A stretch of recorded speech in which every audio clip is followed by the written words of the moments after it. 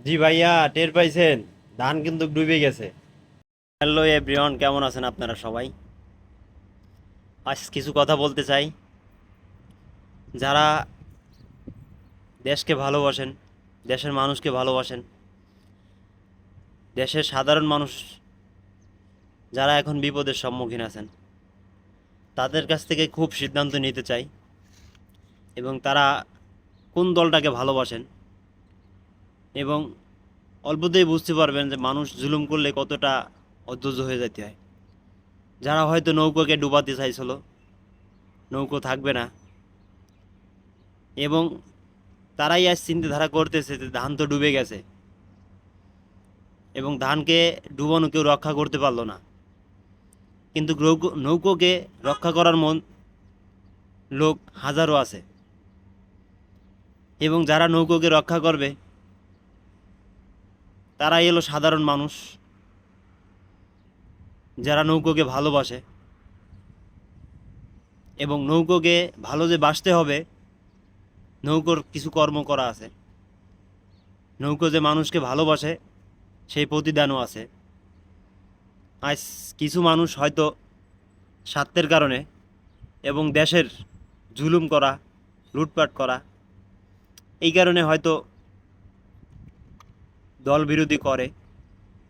সেই মানুষের ফালায় পড়েন না, এবং যে মানুষগুলো এই অন্যায়গুলো করে। কারণ ভাই, দেশ, আমরা গরিব মানুষ এবং গরিব দেশ, সবসময়ের জন্য গরিবের চিন্তা করব।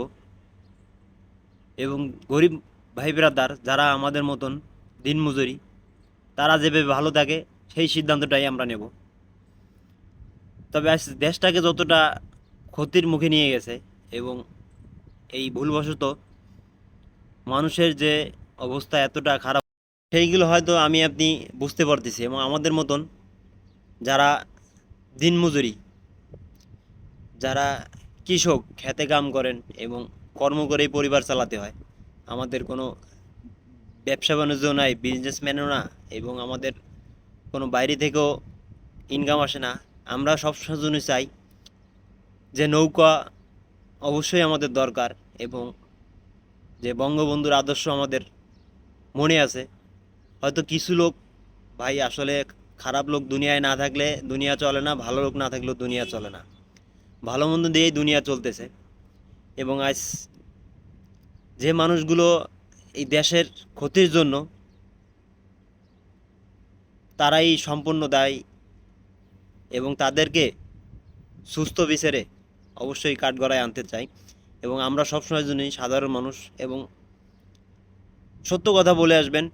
যে সে মন চায় সেটাই বলবেন, যেটা আপনার ভালো লাগে।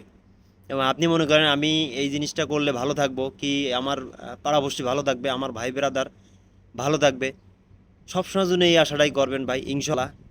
যে আপনার ভয় দিয়ে আপনাকে কেউ ডুবাতে পারবে না, এবং আপনি এই ভয় কোনো সময়ের জন্যই এই আশাটা করবেন না। কারণ আপনি যদি ভয় পাইয়ে যদি মানুষের প্রতিবাদ না করতে পারেন এবং অন্যায়ের মোকাবেলা না করতে পারেন, তাহলে আপনার যে পরিবার এবং আপনার ছেলে মেয়ে জীবনেও অন্যায় মোকাবেলা করতে যাবে না। কারণ আপনার কাছ থেকে সব কিছু শিখবে, যে আপনি কি করছেন এবং সামনে কি করবেন, এগুলো আপনার কাছ থেকে শিখবে।